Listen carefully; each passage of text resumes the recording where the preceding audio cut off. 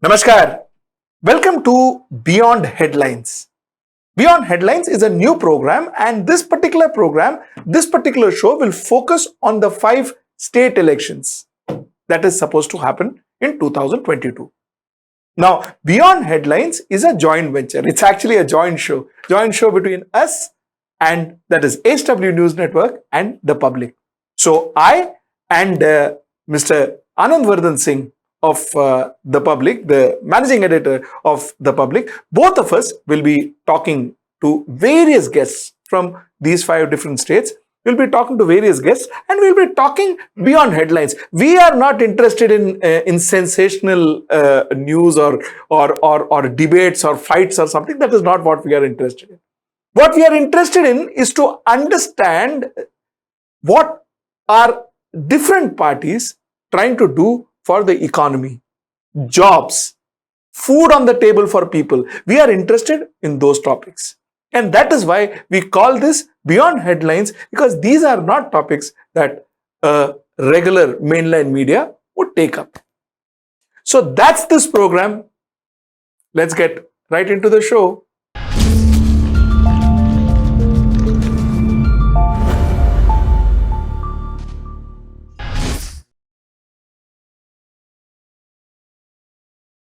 घनश्याम तिवारी साहब का मैं 2-3 परिचय इसलिए बता दूं जिसको जैसे नाम है बियॉन्ड हेडलाइंस। तो घनश्याम तिवारी साहब बहुत से लोगों को सपा के नेशनल स्पोक्स पर्सन के रूप में दिखाई देते होंगे, लेकिन आज एक बड़ा दिन है मेरे लिए क्योंकि घनश्याम तिवारी साहब फौज के बैकग्राउंड से आते हैं। इनके फादर एयरफोर्स ऑफिसर थे और मैं इसलिए ये बात कह रहा हूं कि इस देश में किसान और फौजी के जो बच्चे हैं उनको संभव किसान को और फौज को वो माना जाता है कि अच्छा ठीक है, आप भी कर सकते हो, अच्छा आप भी बोल सकते हो, अच्छा आप भी पढ़े लिखे हो, तो उसको बियॉन्ड हेडलाइंस की बात कर रहे हैं। थोड़ी बात हम लोग ये लास्ट में कुछ जो golden jubilee year of 71 victory है उसकी भी बात कर लेंगे। घनश्याम साहब का मैं एक परिचय और आपको दे दूं।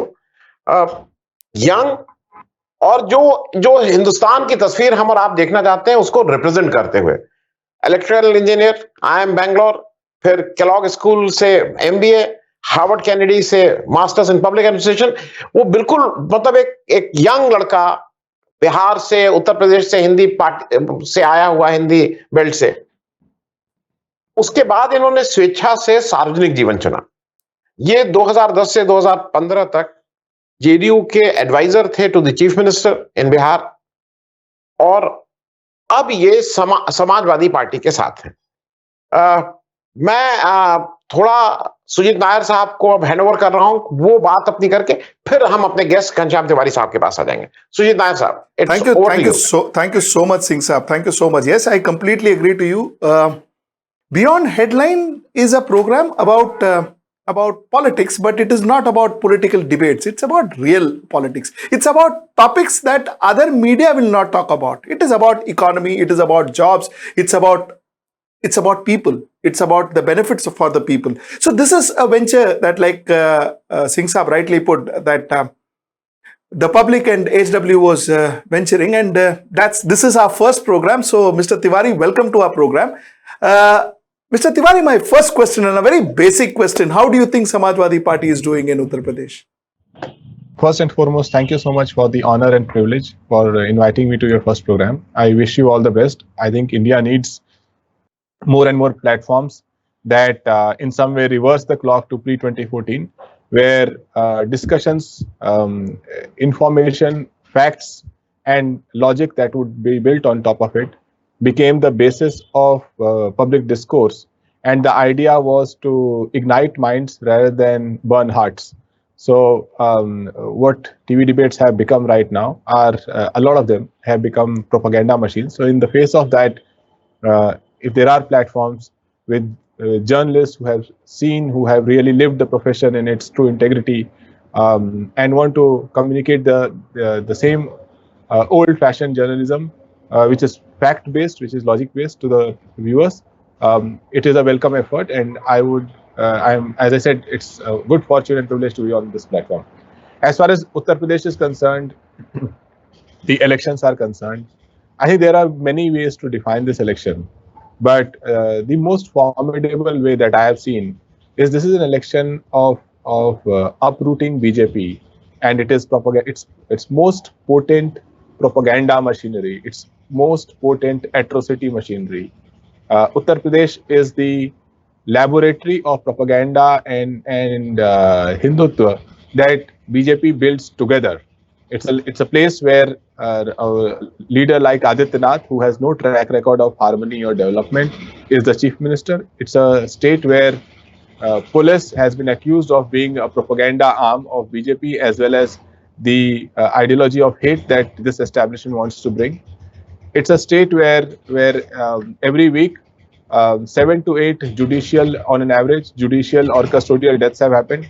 It's a state that always ranks as the worst in terms of human rights violation. It's a state where anyone, whether it is journalists or civil society, if they speak out truth, speak in the frame of constitution, they are either terrorized or put in jail, and there is no accountability. It's a state that wears condemnation from courts, High Court or Supreme Court, as a badge of honor in the face of even a tragedy like COVID-19. So because of this, defeating Bharatiya Janata Party in Uttar Pradesh is bringing back the idea of India that all of us grew up believing into.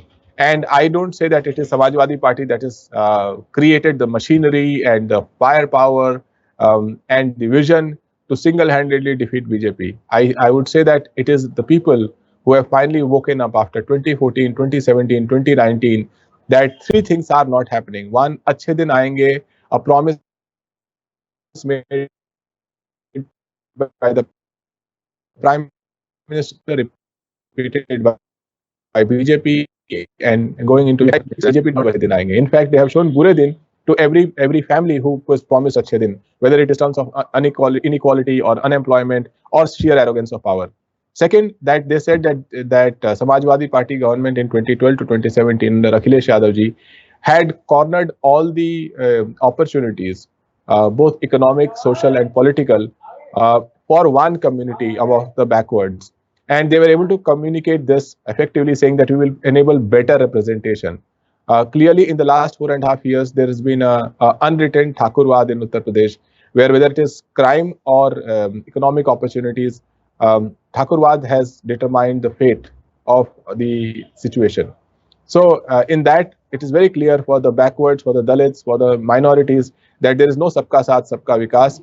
There is feudalism and with a tone of fascism.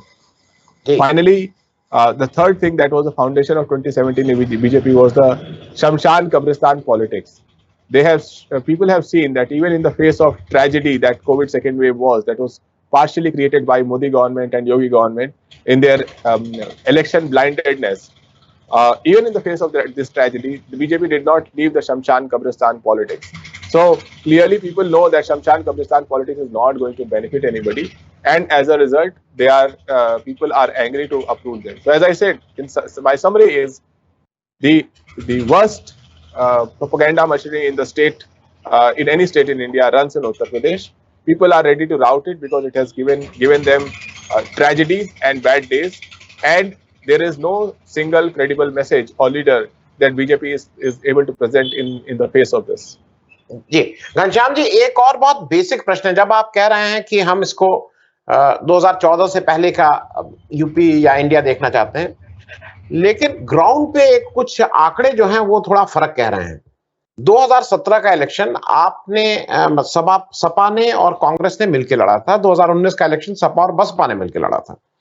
2017 के election में BJP UP के 33 जिलों में clean sweep की थी। मतलब किसी दूसरी पार्टी को, चाहे सपा, चाहे बसपा, चाहे कांग्रेस या कोई और पार्टी को, कोई भी सीट नहीं मिली थी। एक आध सीट अगर कहीं मिली थी तो जहां पे उन्होंने अपने सहयोगी पार्टी के लिए सीट छोड़ी थी, जैसे अपना दल या सोहेल देव वाली पार्टी जो ओम प्रकाश राजभर की थी। और 43 जिलों में सपा की 0 सीट आई थी। मैं ये आंकड़े इसलिए कह रहा हूं क्योंकि इनको भी तो आपको कवर कहीं करना होगा। पॉपुलर वोट है, इतना आसान नहीं है। संगठन के मामले में आप देख रहे हैं कि मोदी जी से लेकर अमित शाह से लेकर कमर कस के उतरे हुए हैं उत्तर प्रदेश में। मैं एक बात और आपसे जरा कर लूं, एक तो ये संगठन के रूप में वो बहुत ही वेल ऑर्गेनाइज्ड है जो भाजपा है। दूसरी बात मैं आपसे ये भी पूछ लूं कि यूपी में पहली बार ये हो रहा है कि यूथ लीडरशिप के बीच में थोड़ा कंटेस्ट है। वी हैव, भाई Yogi Adityanath ji comparatively youth leader, Akhilesh ji youth हैं ही, जयंत चौधरी जी यूथ, प्रियंका गांधी यूथ, और बीएसपी की मायावती जी भी जब आज से 20 साल पहले देखिए तो आई थी तो यूथ ही थी, आज भी मतलब ओवरऑल पॉलिटिक्स में यूथ है। तो दो चीजें, एक तो ग्राउंड पे आप कैसे इसको कवर करेंगे जब आप 43 सीट में जीरो थे, बीजेपी ने 33 सीट में क्लीन स्वीप किया था, एक भी किसी को नहीं मिला था। दूसरा, यूथ, आप सब लोग किसी तरह से चाह रहे हैं यूथ वोट को, लेकिन सबके पास यूथ आइकॉन है। देखिए, तीन महत्वपूर्ण बातें हैं। पहली बात तो ये कि जो चुनाव के आंकड़े आते हैं कि किस जिले में किस पार्टी को कितने वोट मिले, उसके बाद अनेक सर्वे एजेंसीज इस पे भी आंकड़े जारी करती हैं, जैसे पोस्ट पोल सर्वे, एग्जिट सर्वे, सब जोड़ लीजिए कि किस किस समुदाय में लोगों ने किस पार्टी को वोट दिया। हम ये मानते हैं कि ये चुनाव का पोस्टमार्टम है, ये पोस्ट फैक्टो है। जो चुनाव जब चल रहा होता है, जिस तरीके से अभियान बन रहे होते हैं, जिस तरीके से जनता अपना मन बना रही होती है और जिन नेताओं को जनता अपना प्रतिनिधि मानने लगती है, वो इस आउटकम को तैयार करते हैं। ये आउटकम भविष्य के चुनावों की बुनियाद नहीं बनता। ये सिर्फ इतना करता है कि जब ये आउटकम आता है, जैसे उत्तर प्रदेश में आया, तो भारतीय जनता पार्टी को प्रचंड बहुमत मिला। और चाहे वो लोकसभा का चुनाव था, विधानसभा का चुनाव था, जिसे ये डबल इंजन की सरकार कहते हैं, लेकिन जनता ये देखती है कि जब हमने आपको प्रचंड बहुमत दिया, तो उसके बाद भी ना आपने हमारे वर्तमान को बेहतर बनाने का कोई ठोस प्रयास किया, ना हमारे भविष्य को, जैसे हमारे बेरोजगार युवा जो उत्तर प्रदेश में हैं, वो उत्तर प्रदेश का भविष्य है, उनको बेहतर बनाने का कोई ठोस प्रयास किया। अपने संकल्प पत्र को, जो हमने आपसे नहीं पूछा था, आपने हमें दिया था, उसे भी आपने एक तरीके से कूड़ेदान में डाल दिया। तो जब जनता इस चीज का आकलन करती है, तो उसके आधार पर फिर से मन बनाती है। तो मुझे लगता है कि ये जो प्रचंड बहुमत, जो ये आंकड़े हैं, ये भारतीय जनता पार्टी की मजबूती नहीं, उसकी सबसे जबरदस्त कमजोरी है, क्योंकि इस आंकड़े ने उसे एक मजबूत सरकार दी और इसलिए उसके पास कोई एक्सक्यूज नहीं है। दूसरी बात, आपने कहा कि जो युवा नेता, और आपने अलग तरीके से युवाओं को परिभाषित किया। मुझे लगता है कि जो अखिलेश यादव जी ने कहा है कि हमारे लिए मुस्लिम और यादव का जो परिभाषा मीडिया अक्सर गढ़ता रहता है, वो परिभाषा नहीं, हमारे लिए जो MY की परिभाषा है वो महिला और यूथ है। तो एक स्तर पर ये अच्छी बात है कि चाहे कांग्रेस पार्टी है या समाजवादी पार्टी है, सभी जगह चुनाव में एक नया मानक तैयार हो रहा है कि पार्टियां महिला वोटर्स के लिए अलग तरीके से compete करने के लिए तैयार हैं, और उस कंपटीशन में हम आगे रहना चाहते हैं। हम उसमें जरा सा भी हल्का उसे नहीं लेना चाहते। अगर उस कंपटीशन में भारतीय जनता पार्टी स्वयं को देखे, तो उन्होंने कहा था कि जब भी कोई बेटी 21 साल की हो जाएगी तो उसे 2 लाख रुपए देंगे, नहीं दिए। उन्होंने अगर फीमेल लेबर फोर्स पार्टिसिपेशन को उत्तर प्रदेश में बढ़ाया होता, महिलाओं के बीच में कौशल विकास बढ़ा होता, तो दिखाई देता। जो हाथरस और उन्नाव में हुआ, उससे ही तो ये साबित हो गया कि भारतीय जनता पार्टी एक पुरुष प्रधान समाज से के माध्यम से जो अत्याचार होता है, उस अत्याचार का प्रतीक है। वो किसी भी हालत में महिलाओं को बराबरी का अधिकार नहीं दे सकती। अभी जो बेटी बचाओ बेटी पढ़ाओ अभियान के आंकड़े आए हैं, जिसके अनुसार लगभग 80% पैसा सिर्फ प्रचार में खर्च हो गया। इस देश में प्रधानमंत्री की खूबसूरत तस्वीरें और उनके लाखों करोड़ों के सूट और उनके हजारों लाखों के मेकअप से अगर देश का विकास होना होता, तो अब तक विकास हो गया होता। लेकिन भारतीय जनता पार्टी को लगता है कि प्रधानमंत्री के वीडियो, प्रधानमंत्री के जुमले, उनकी तस्वीरों को बांट करके देश का विकास हो जाता है, और इसी मॉडल को आदित्यनाथ ने भी अपना लिया। तो जो युवा है, उसका एजेंडा क्या है, वो तय करेगा कि उसका नेतृत्व कौन कर रहा है। आज उत्तर प्रदेश में युवा का एजेंडा है रोजगार। उसका एजेंडा है कि जब वो मेहनत से परीक्षा की तैयारी करता है, तो एग्जाम हॉल में पहुंचकर उसे ये न जानना पड़े कि पेपर लीक हो गया है। उसका एजेंडा है कि जब वो सरकार से अपने अधिकार मांगता है तो उसे लाठी न मिले। उसका एजेंडा है कि जब वो सरकार से बेहतर अवसर खोजता है, तो उसे गुस्से और नफरत की घुट्टी न पिलाई जाए। उसे ये नहीं कहा जाए कि इतिहास में जाकर के देखिए, इन पन्नों को पलटिए और इसके आधार पर वर्तमान में जो आपके साथी हैं, पड़ोसी हैं, उनसे लड़ना शुरू कीजिए। तो भारतीय जनता पार्टी इतने प्रचंड बहुमत के बाद भी चाहती है कि देश के युवा इतिहास में जाकर के एक दूसरे से लड़ते रहे, वर्तमान और भविष्य छोड़ दें। जहां तक हमारी सरकार की बात है, अखिलेश यादव जी का नेतृत्व सिर्फ युवा नेतृत्व नहीं है, वो युवाओं के लिए एक सोच का नेतृत्व है। चाहे लैपटॉप देने की बात हो, आज भी सरकार लैपटॉप नहीं दे पाई। चाहे टैबलेट देने की बात हो, चाहे जिस तरीके से हर सरकारी परियोजना में टेक्नोलॉजी का और डेटा का सही उपयोग करने की बात हो, हर तरीके से प्रयास है कि एक बड़े स्केल पर युवाओं के लिए बेहतरी के प्रयास करते रहें। इसकी तुलना में अगर आप आदित्यनाथ को देखेंगे तो कभी भी रोजगार की कोई ठोस बात नहीं होती। उनके हाथ में टैबलेट या लैपटॉप ऐसा लगेगा जैसे बंदर के हाथ में आपने अमरूद थमा दिया हो। तो इस तरीके से अगर आप देखिए तो जनता के सामने जो तस्वीरें हैं वो स्पष्ट हैं, और ऐसे में जनता को तय करना है कि अगर उन्हें विकास चाहिए और विकास का इंजीनियर चाहिए तो अखिलेश यादव जी हैं, अगर उन्हें हेट का इंजीनियर चाहिए तो उसके लिए आदित्यनाथ, केशव प्रसाद मौर्य, ये दोनों लोग रेस में लगे हुए हैं, और उसी रेस में कभी कभी प्रधानमंत्री भी शामिल हो जाते हैं और कभी कभी अमित शाह भी शामिल हो जाते हैं। Mr. Tiwari, there's one question I wanted to ask you. In fact, Mr. Singh, you too, will our country ever go beyond caste, go beyond religion, go beyond creed politics? Can we have developmental politics? Can we talk about human rights violation? 3 times in a row, 40% of human rights violation cases are in Uttar Pradesh. Can we talk about malnutrition? Can we talk about hunger index? Can we talk about economy? Will this ever happen? And I'm not talking about a party specific. I'm definitely not talking about a party specific. In fact, I'm not even talking about a state specific. I'm taking the benefit of a person like you from Harvard Kennedy being here. I wanted to ask you, will India ever get out of this caste and creed politics, Mr. Tiwari? And Mr. Singh, I want to know your views also on this. So Sujit, my father served Air Force. I grew up traveling across the country, largely raised in South, in a near ideal world environment, studying at Kendriya Vidyalaya, and then went to engineering school at REC Surathkal, now called NIT Surathkal, in Karnataka, and worked in Bangalore at Texas Instruments, Intel, doing microprocessor design, chip design. Eventually landed at IIM Bangalore and Kellogg and multiple other places. So in my professional life and in my school life, caste never became a factor. So I can be blind to caste as it existed, and like a lot of urban middle class well-educated professionals, I could carry that blindness. But then post Kennedy School, I joined JDU and worked closely with Nitish Kumar ji. Bihar is a very rural state. 90% of the state is rural. And then you see caste in its full form. And the same thing I've seen in Uttar Pradesh also. What is extremely important to tell is 3 things. One is, what is politics? Politics at the core of it is clash of interests for power. What is power? Power is access to resources with high level of discretion. That is power, that you can make your choices and allocate resources. It is another thing that autocratic power is access to resources with high level of discretion without accountability. That is what Modi or Yogi or Amit Shah would like to have. But when you say clash of interest, if somebody is not represented, whether it is women, whether it is the backward caste, whether it is the Dalits, they are not represented, their interests will not clash. That clash will not happen. So at the core of politics is representation. Representation moves from first towards those, and will always move towards those who have not been represented.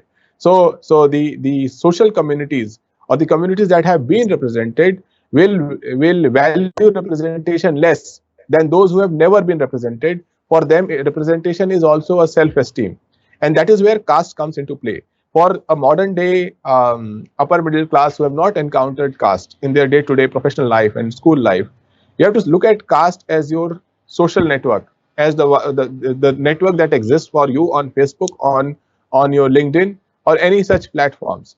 In contrast and similarity simultaneously, in a village, the caste lines are the social network of any individual. There could be others beyond their caste in the social network also, but they are a primary lump in the social network. They are also physical social network because they are living there. For a lot of urban people, their social network is different from the physical interaction space that they have. So I think that to think about caste as a disjointed aspect of development is a little bit of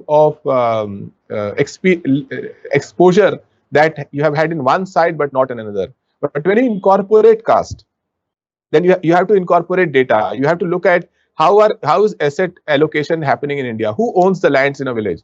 who owns the pakka houses in a village? Who are the people in this country who are getting the graduation degrees? Who are the people who are getting jobs? Who are the people who are mobile in an urban manner?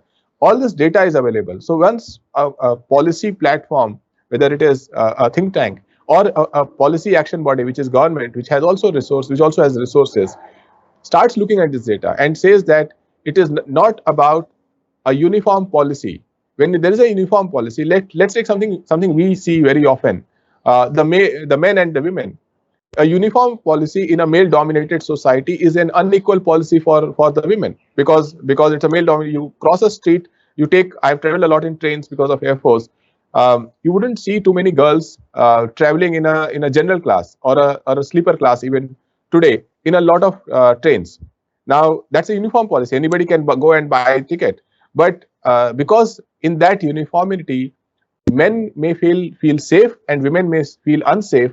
That is not uniform. So what I'm trying to say is that in an unequal society, you have to take an extra step to first create equality for those who are consistently and intergenerationally being unequal. So I think caste, the idea of representation, the idea of making people reach an equal platform is going to remain at a center stage of Indian politics. The more there is poverty, the more there is rural-urban politics, the more it will remain at a center stage for the next decade. What will change, though, my final sentence is, the force with which women will to enter politics is going to be the most exciting thing. And I think the one thing that would definitely change politics for better is the number of girls who vote on their agenda, the number of girls and women who become political influencers and social influencers,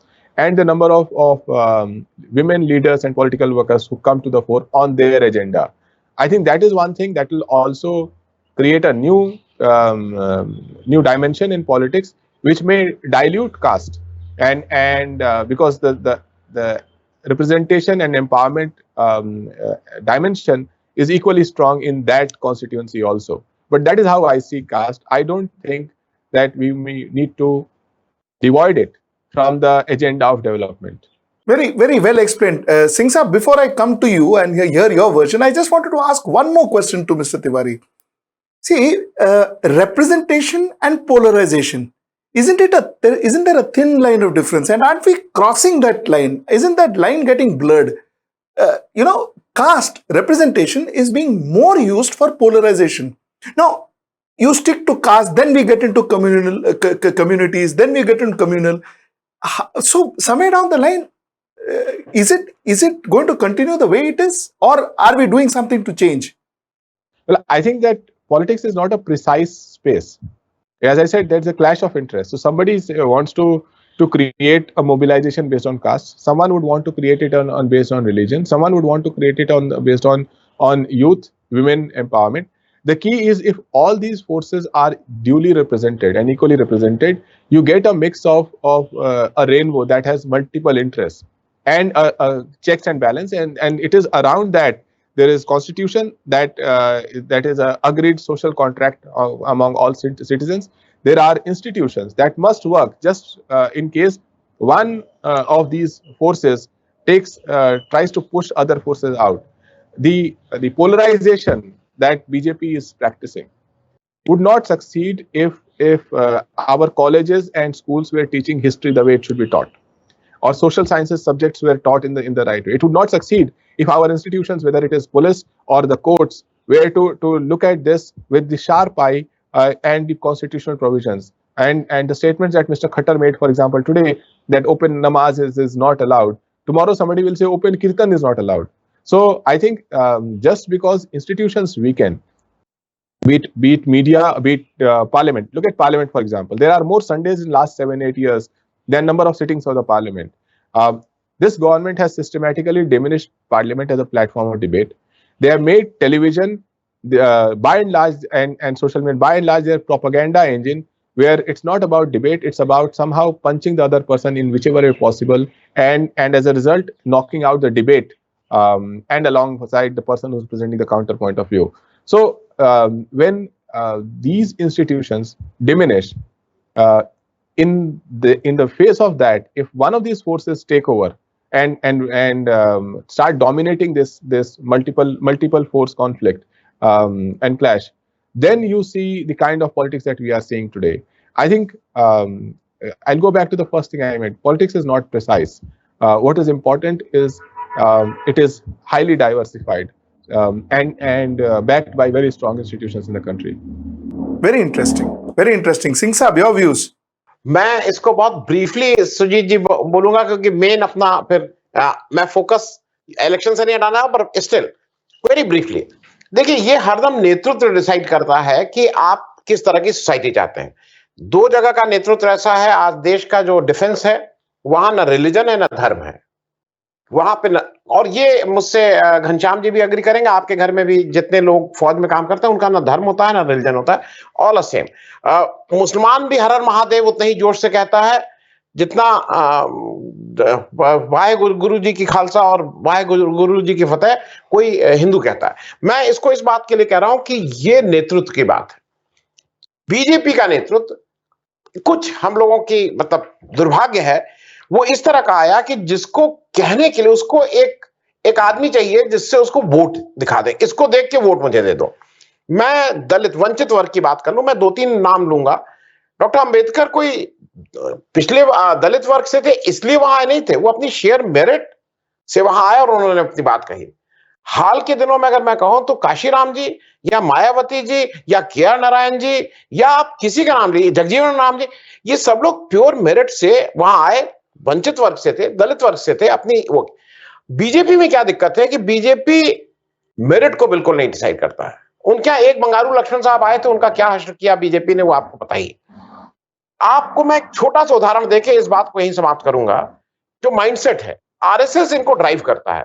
RSS ने आज तक अपने सरसंघचालक जो उनका highest होता है, किसी बैकवर्ड, किसी दलित, किसी महिला को क्यों नहीं बनाया? केवल ब्राह्मण, बाय एन एक्सेप्शन आपने एक राजपूत को बना दिया था, रज्जू भैया, केवल ब्राह्मण। मैं एक और आपको रीसेंट टाइम की बात करूं, हमारे प्रधानमंत्री जी कहते हैं कि सबका विकास सबका साथ, हम ऐसी वो ऑर्गेनाइजेशन करेंगे, जात पात की बात नहीं करेंगे, पिछड़ों को आगे बढ़ाएंगे, दलितों को आगे बढ़ाएंगे। राम जन्मभूमि का ट्रस्ट बना, वो ट्रस्ट का किस लिए था? वो ट्रस्ट पूजा करने के लिए नहीं था, वो ट्रस्ट तो निर्माण के लिए था, उसके एडमिनिस्ट्रेशन के लिए। 15 लोग हैं उसमें से 11 या 12 ब्राह्मण हैं। एक मंडल साहब जो दलित हैं, क्योंकि वो पिछला उन्होंने ब्रिक किया था, जबरदस्ती रखना पड़ा। कोई महिला नहीं है, कोई महिला नहीं है। मतलब इस देश के 50 आधी आबादी क्या इस लायक ही नहीं कि वो एडमिनिस्ट्रेशन में आ पाए? ये प्रश्न पूछना होगा किसी को नेतृत्व से। लेकिन मैं इसको इसलिए खत्म कर रहा हूं कि एक लंबा वो हो जाएगा। मैं फिर वापस घनश्याम जी से आ जा रहा हूं। घनश्याम जी, मेरा आपसे एक बहुत बेसिक सा सवाल है। अखिलेश जी जब 2012 में आए तो बहुत उम्मीदें थी, बहुत अच्छा शुरू किए। लैपटॉप डिस्ट्रीब्यूशन मेरे हिसाब से one of the finest thing in Indian किसी स्टेट पॉलिटिक्स में जीत के आए, नई चीज थी, इनोवेटिव। लेकिन वो जो एल्डरली लीडरशिप कह लीजिए या जो ऐसी लीडरशिप जो अभी भी बहुत लोग होते हैं यार ये क्या है, हमें चलाना नहीं आता है, उन लोगों के दबाव में आके 3 साल बाद वो कहीं फेज आउट हो गई। आज उसको सब रिप्लिकेट कर रहे हैं, आज बीजेपी रिप्लिकेट कर रही है, कांग्रेस रिप्लिकेट कर रही है, सब लोग कर रहे हैं। दूसरी बात मैं अखिलेश जी की इसलिए कि एक चीज जरा अखिलेश जी को भी कहीं सावधान रहना होगा। ये जो सिफाई महोत्सव था वो हो सकता है कि अपने उसमें उनका बहुत गुडविल लाता हो, हालांकि वोट के उसमें गुडविल नहीं थी। असेंबली इलेक्शन में आपने देखा ही, क्योंकि अंबेडकर नगर में कम से कम गुडविल थी। 5 सीटों में 3 सीट बीएसपी जीती, अकेला जिला जहां पे बीजेपी की सीटें कम थी उससे, और एक जगह और था मैनपुरी में 4 में से 1 बीजेपी जीती थी, 4 सपा जीती। मैं इसलिए पूछ रहा हूं, आपने सिफाई महोत्सव शुरू किया, इधर गोरखपुर महोत्सव, दीपोत्सव, फैजाबाद उत्सव, ये सब शुरू हो गया। ये पब्लिक मनी पे कहीं आपको नहीं लगता है कि इस पे भी रोक होनी चाहिए? मैं लैपटॉप की बात भी कर रहा हूं और इस तरह के उत्सव महोत्सव और इनकी भी बात कर रहा हूं। देखिए, मैं मानता हूं कि चाहे कोई भी पार्टी हो, ये समझना पड़ेगा कि भारत अभी भी अमीर देश नहीं है। अभी भी यहाँ पर गरीबी बहुत है और असमानता लगातार बढ़ती जा रही है।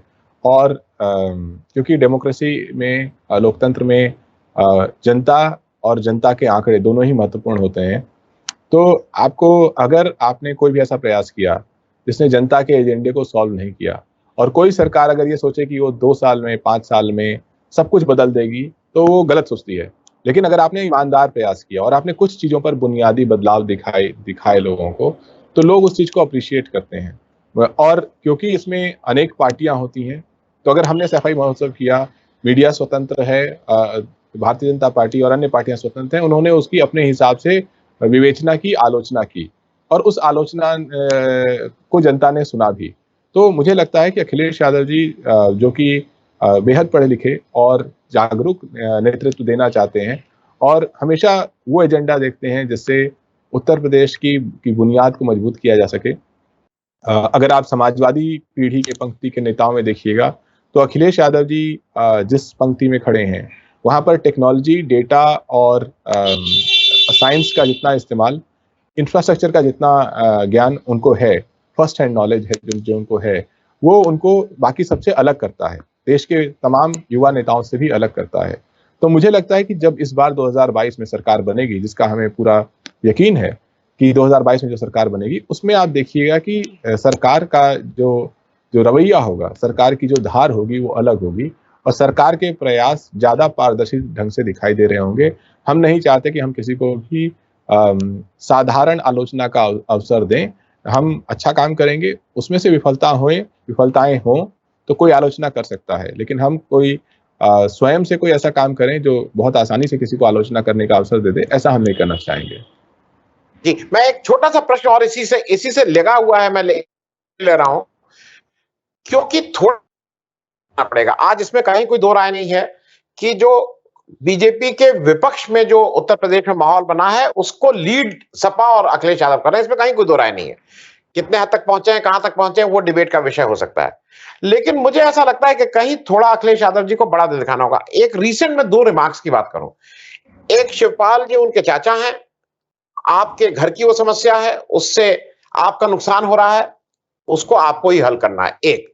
दूसरा, राजा भैया के लिए, राजा भैया कुछ भी हो, 4-6 बार के एमएलए हैं, वो दबंग हो ना हो, आपके पिताजी का उनके ऊपर बहुत अफेक्शन है, उनसे 2 दिन मिलने पहले आते हैं। आपका ये कहना कि कौन राजा भैया, इससे मुझे ऐसा लगता है कि उनका नुकसान होता है। देखिए, विनम्रता आपको नहीं छोड़नी चाहिए। आप चाहे आपको लग रहा हो कि मैं तो बस चीफ मिनिस्टर बनने की देर है, 1-2 महीने की बात है मैं चीफ मिनिस्टर, कहीं विनम्रता का अभाव मुझे लगा था इसमें। देखिए, किसी एक वाक्य की बात अगर हटा दी जाए तो देश में अमूमन लोग मानते हैं, राजनीतिक लोग भी मानते हैं, मीडिया के दोस्त भी मानते हैं कि अखिलेश यादव जी बेहद विनम्र स्वभाव के हैं, मृदुभाषी हैं और अच्छे विट के साथ अपनी बात रखते हैं। वो कोई रेटोरिकल नेता नहीं है। किसी एक वाक्य में उसके पीछे क्या पृष्ठभूमि है, जिसके आधार पर वो क्या संदेश देना चाहते हैं। मुझे लगता है कि राजनीति व्याख्यानों का सिलसिला है, कोई एक व्याख्यान उसको डिफाइन नहीं करता है। कई बार कोई एक बात पकड़ ली जाती है और उसको बार बार प्रस्तुत किया जाता है, वो अलग बात है। तो आपकी बात उपयुक्त है। जहां तक शिवपाल जी की बात है, मुझे लगता है कि इसको कोई भी बाहर से सुलझा नहीं सकता। पार्टी, अखिलेश जी स्वयं जानते हैं कि इसको कैसे सुलझाना है और जब भी इस विषय में उन्होंने चर्चा की है, बड़ी ही निश्चिंतता के साथ चर्चा की है। तो मुझे लगता है कि हमें और थोड़ा वक्त देना चाहिए। जब तक चुनाव आरंभ होंगे, हम देखेंगे कि समाजवादी परिवार बहुत मजबूती से एकजुट होकर के चुनाव लड़ रहा होगा। मैं सुजीत जी आपका 1 मिनट समय लेके, मैं घनश्याम जी, मैं इसलिए याद दिलाना चाहता हूं आपको भी, अपने दर्शकों को भी, कि एक इंसिडेंट था 2012 का। डीपी यादव को पार्टी में ले लिया गया था और अखिलेश यादव जी ने खुले मन से कहा था कि नहीं, हम इस तरह के व्यक्ति को टिकट नहीं, उनकी जात के थे, उनके मतलब घनिष्ठ रहे ही होंगे जो भी। और वो एक मैसेज टर्निंग पॉइंट था 2012 इलेक्शन का, जहां से पूरा इलेक्शन का माहौल बदला था कि नहीं, एक व्यक्ति आ रहा है जो कम से कम इस तरह के बाहुबली लोगों को, दबंग लोगों को ना कहने की बात कर रहा है। तो मुझे लगता है कि ऐसा नहीं होता है, कभी कभी एक इंसिडेंट भी कहीं ना कहीं इंपॉर्टेंट हो जाते हैं, मुझे ऐसा लगता है। नहीं, आपकी बात सही है। मैं कह रहा हूँ कि मैंने कहा कि कोई व्याख्यान बहुत इंपॉर्टेंट हो जाता है, लेकिन मुझे लगता है कि इस चुनाव में जो चीजें उभरेंगी, जो प्रमुख केंद्र रहेंगे, वो, क्योंकि जनता ने अखिलेश यादव जी का मुख्यमंत्री काल देखा है, तो जिस तरीके से अभियान चलेगा वो प्रमुख रहेगा। कोई एक व्याख्यान नहीं प्रमुखता से आएगा। हाँ, अगर भारतीय जनता पार्टी अपनी पोलराइजेशन की पॉलिटिक्स में जनता के एजेंडे को चुरा ले और फिर कोई ऐसी बात थोप दे जो जनता के बीच में बहस का मुद्दा बन जाए, तो उसके बारे में ना मैं जानता हूं ना आप जानते हैं। जिस तरीके से 2016 में नोटबंदी आई थी और जिस तरीके से भारतीय जनता पार्टी दूरबीन से खोज कर अर्थशास्त्रियों को लेकर के आ रही थी जो उसकी तारीफ कर सकें, और आज उसे खुद नहीं बोलते। दो नोटबंदी और अच्छे दिन दो ऐसी चीजें हैं जो भारतीय जनता पार्टी वाले बोलते नहीं है। तो चुनाव जीतने के लिए अमूमन अब जनता कहती है कि भारतीय जनता पार्टी किसी भी हद तक जा सकती है, और उसमें चाहे उसमें प्रधानमंत्री के पद का दुरुपयोग हो, प्रधानमंत्री का दुरुपयोग हो, जिस तरीके से पीएमओ के हैंडल से लाल टोपी वाले बयान को ट्वीट किया गया, ये मर्यादाएं भारतीय जनता पार्टी अटल जी के साथ बहुत पहले छोड़ आई है।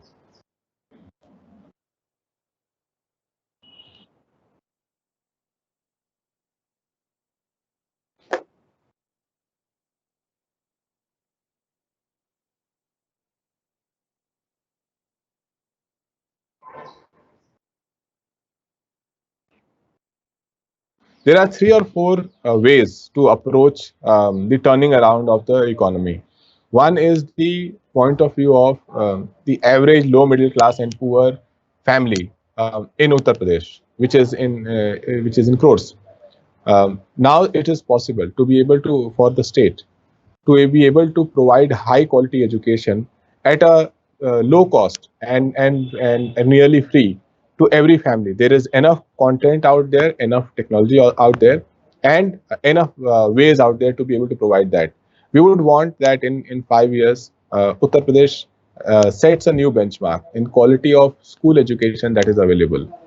From an economic thinking standpoint, anything that is what is called economies of scale, anything that is provided at scale, at high quality, that benefits people and creates a turnaround or transformative situation in their life, is something that the state will eventually reap benefits of. It may not be visible in the GDP calculations, but better public education, better public health are foundations of high GDP. So that is one thing that we will be very focused on. The second thing that we'll be focused on is Uttar Pradesh has some of the core advantages. It has the best road network. It has overall across transportation, it has the best transportation network. It has one of the best canal networks. In terms of manufacturing, it is one of the most diversified manufacturing baskets. In terms of tertiary education, it has one of the best tertiary education basket as well. So it is important for any government that is coming to be able to incorporate all this into productive assets, productive in terms of the economic value generated as well as the returns generated, even in human capital, for example. That is one thing that we will definitely focus on. The third thing, from an individual's perspective, to focus on is public health. Once again, COVID has shown that public health, weak public health infrastructure, is reduces the greatest amount, or erodes the greatest amount of wealth from the poor in a short span of time. So we will have to look at ways to incorporate data, ways of telemedicine, preventive care into the public health infrastructure of the state. So what I'm saying is I'm not saying that here are these big ticket industrial reforms or industrial houses that will come and bolster the economy of Uttar Pradesh. I'm saying that these are the things that a government can do to improve the quality of life, and it does not require a lot of money. Each of these things does not require a lot of money. From the point of view of what the industrial approach can be, in the past there are reports that talk about how industrial clusters serve better in Uttar Pradesh or work better in Uttar Pradesh than lone industrial places. So one has to look at that as a possibility also. Noida, particularly from a startup ecosystem standpoint, has emerged quite well, but I don't think government has honestly given much support to the Noida startup ecosystem.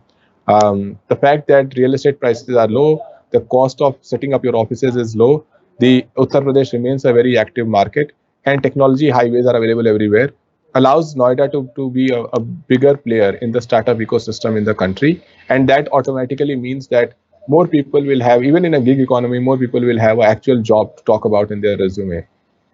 With respect to agriculture, I think it is important, and the farmers movement have shown that it is the farmers who have to be in the conversation, in determining the fate of small farmers in the country rather than any dictatorial government that thinks that it has a mind of an Einstein. Over there, the infrastructure approach that Akhilesh Yadav ji has always talked about and has taken is whatever mega infrastructure we create, it has to be mapped with respect to what are the benefits it is creating for the small farmers, for the marginal communities, and that whether it is setting up of mandis, whether it is setting up of specialized hearts for specialized products, eventually that has to be done. In terms of the peace, I don't think any state can progress if the atmosphere of peace is not there. It is important that the state stands up as a messenger and enabler of peace rather than a machine of propaganda. That, if reversed, means that the mutual trust among people increases. That means that in many ways the risk comes down. As risk in any business comes down, your cost of capital also comes down. So I think that just enabling platform, a place of harmony in Uttar Pradesh, or making the state a place of harmony is extremely important. Finally, I think there are a lot of sections of population that have not fully given their due, and as a result, the economic productivity is not there. For example, there was a World Bank report I read a few years back, growth constraint study, that spoke about how there are 1 crore, it was I think in 2014, between age of 15 and 24, who are neither at school nor at work, neither do they want to be at school nor do they want to be at work. I think the fact that we are the largest state that has the maximum number of not just unemployed youth, but unemployed and as well as women or girls who have given up on employment or given up of self-training. I think that is a low-hanging fruit that has to be deployed eventually across the country and across the world. This is how I think India would progress. That when people think about trained workforce in any dimension, they must look at India, and they must look at specific states that guarantee a certain quality of trained workforce. From a quality of life standpoint, if I cannot add revenue to your kitty, I should be able to reduce your cost of good quality life. So the government has to look at what are the things. For example, public infrastructure. If public infrastructure is better, something as simple as a park. You look at villages in Uttar Pradesh, there aren't enough public parks. You improve those public parks, it creates a open space for women. It changes the social harmony in that village. So there are a number of things that have been that are opportunities, and I'm not saying that I have to take them out of hat. Even if a government is consistent in studying what works in Kerala, what works in Karnataka, what works in other places, and is able to look at some of those ideas that have scaled better in those states and conditions it to Uttar Pradesh and brings it, it will turn around the state. My challenge today in Uttar Pradesh is that here is a government that will not regard data, that will not regard experts, that will call anybody who's learned and speaks in a non-rhetorical way, intellectual, who's out of touch with reality, that will not incorporate technology, and that has entire focus on propaganda and advertisement. I think this has to be reversed. Ghanshyam ji, एक बहुत basic चीज आपने भी जैसा कहा, ये तय है कि इस बार का चुनाव किसान आंदोलन के बैकग्राउंड से लड़ा जा रहा है, उसकी कहीं ना कहीं छाया रहेगी, शैडो तो रहेगी।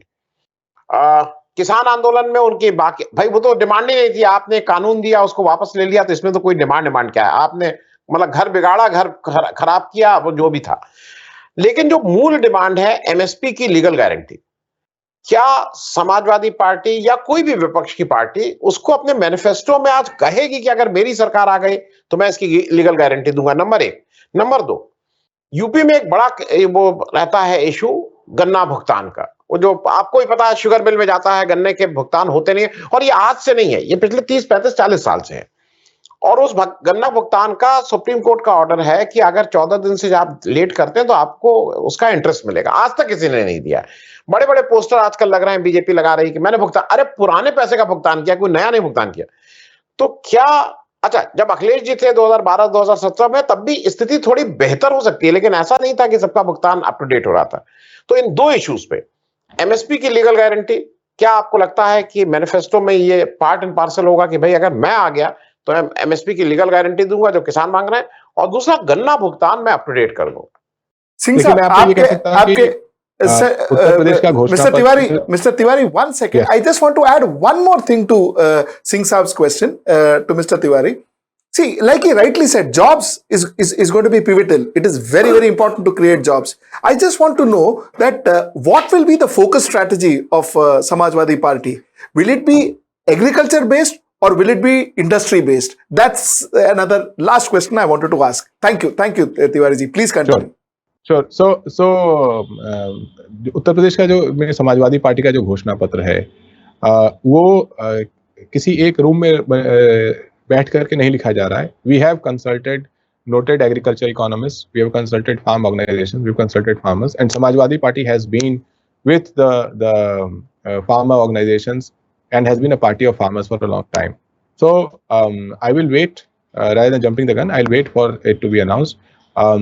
Beyond what you asked, जैसे कि जातिगत जनगणना है, वो भी एक महत्वपूर्ण मुद्दा रहेगा जो हमारी गन्ना भुगतान की मैं बात कर रहा हूँ, उस पे भी आ रहा हूँ. जातिगत जनगणना है, वो एक महत्वपूर्ण मुद्दा रहेगा जिसको कहीं ना कहीं हम सरकार में आकर के भी उस पर काम करेंगे और अपने घोषणा पत्र में भी इसके ऊपर कहेंगे.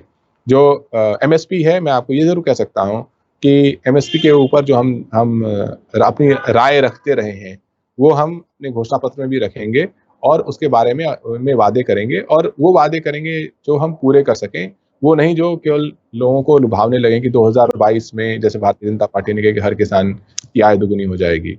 जहां तक गन्ना भुगतान की बात है, मुझे लगता है कि इसके दो इश्यूज हैं. एक तो ये कि भुगतान समय पे होना चाहिए, पब्लिक फाइनेंसेस जो हैं उसके अनुरूप होना चाहिए, लेकिन दूसरा इसका हिस्सा ये है कि ये समस्या क्योंकि उत्तर प्रदेश में लंबे समय से रही है तो पार्टियां इस समस्याओं से परिचित हैं.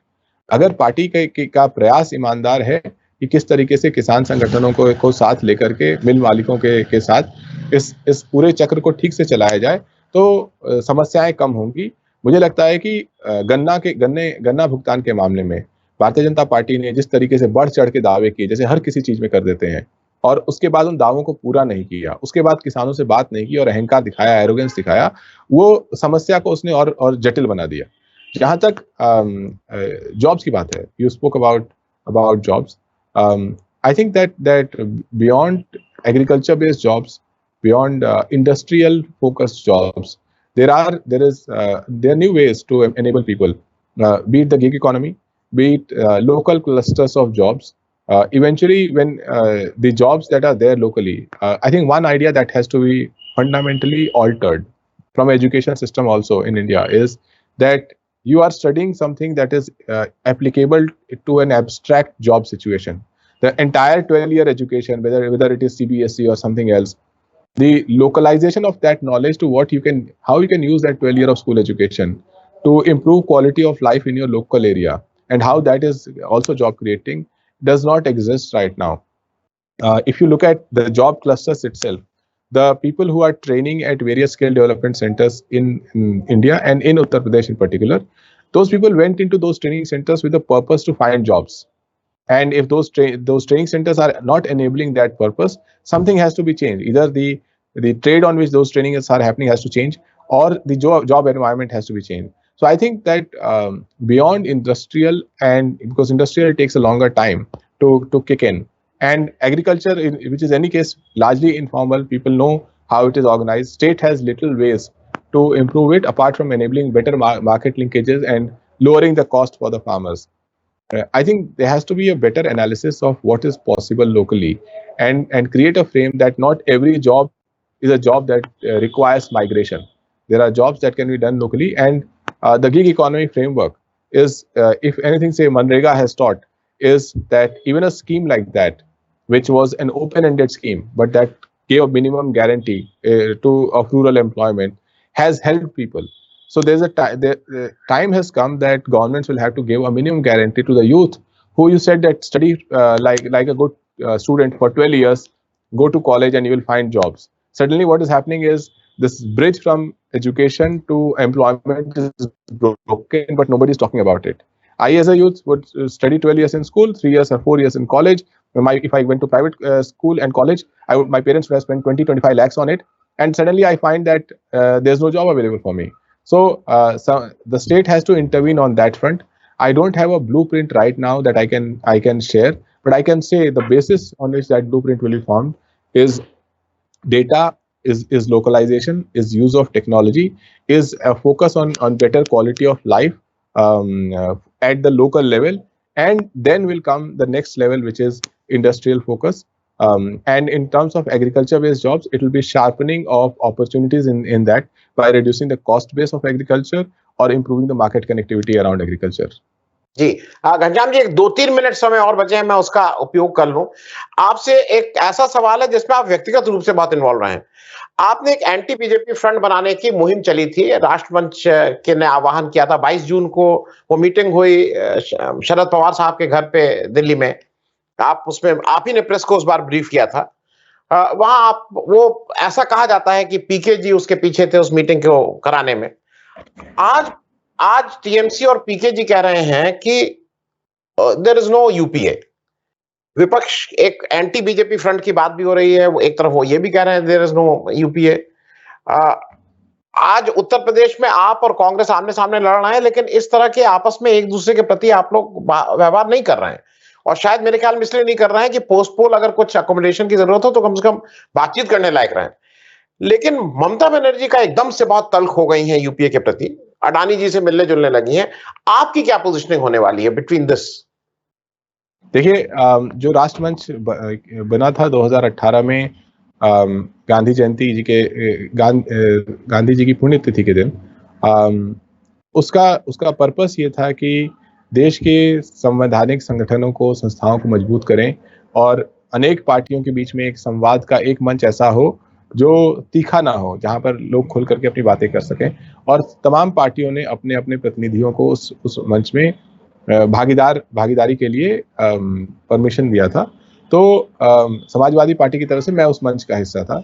जब वो मंच शरद पवार जी के घर उसकी बैठक हुई, मैं जरूर कह सकता हूँ कि उसका सारा इनिशिएटिव यशवंत सिन्हा जी का था, शरद पवार जी का था। उसमें मैं किसी और की कोई भूमिका नहीं है। ये जरूर है कि क्योंकि उस समय का माहौल ऐसा था, मीडिया ने उसको बहुत बड़े जोर शोर से दिखाया, लेकिन अंत में ये इस तरह के जो भी मंच हैं वो जो पब्लिक एजेंडा है उसको मजबूत करते हैं, उसको आगे बढ़ाते हैं और रास्ते बनाते हैं कि पार्टियां एक दूसरे के साथ कैसे काम कर सकें। जहां तक there is UPA, there is no UPA, ये स्पष्ट है कि चाहे संसद में जो कुछ हो रहा है उसके विरोध में जिस तरीके से विपक्षी दल एक साथ आते हैं, वो जरूरी नहीं है कि वो सिर्फ इसलिए आ रहे हों कि यूपीए है या वो ये मानते हैं कि यूपीए नहीं वो इसलिए आ रहे हैं क्योंकि सरकार की नीतियां उन्हें गलत लगती हैं, असंवैधानिक लगती हैं। जो आदरणीय ममता जी कर रही हैं, उनका एक नेशनल एजेंडा है। उस नेशनल एजेंडे के तहत ये जरूरी है कि जो आज के फेडरल स्ट्रक्चर को जिस तरीके से हानि पहुंचाई जा रही है, राज्य में जो भी नेतृत्व मजबूत है वो चाहता है कि इस तरह की सरकार जो कहती तो है कि जब स्वयं अपनी पार्टी के लोग पावर में तो कहते हैं डबल इंजन, लेकिन जब ये विपक्षी दल कोई राज्य पावर में होता है तो ये सिर्फ एक ब्रेक फेल वाली गाड़ी की तरह काम करते हैं, सिर्फ एक्सीडेंट कर सकते हैं। तो ऐसे में तमाम विपक्षी दल ये प्रयास करते रहे हैं कि तरह तरह से एकजुट हों। उस प्रयास में ये स्पष्ट है कि राष्ट्रीय स्तर पर कांग्रेस एक भूमिका रखना चाहेगी।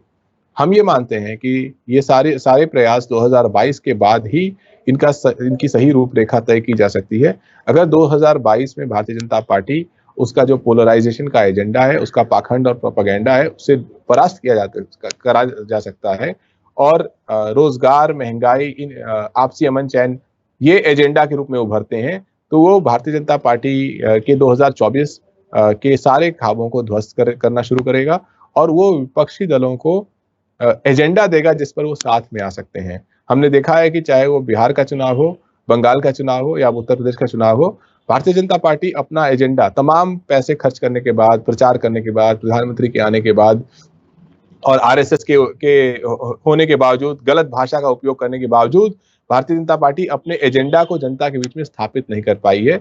चाहे बिहार में उन्होंने सरकार बना ली हो, लेकिन ये स्पष्ट है कि चाहे वो बिहार था या बंगाल है या फिर उत्तर प्रदेश है, जनता के बीच में एजेंडा भारतीय जनता पार्टी का नहीं था। जिस एजेंडा पे भारतीय जनता ने वोट किया वो भारतीय जनता पार्टी ने तय नहीं किया, जनता ने तय किया। हमें जब ये होगा, भारतीय जनता पार्टी की हार का सिलसिला शुरू होगा।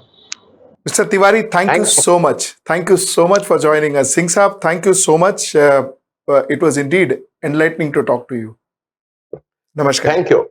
Thank you. Thank you. Thank you so much.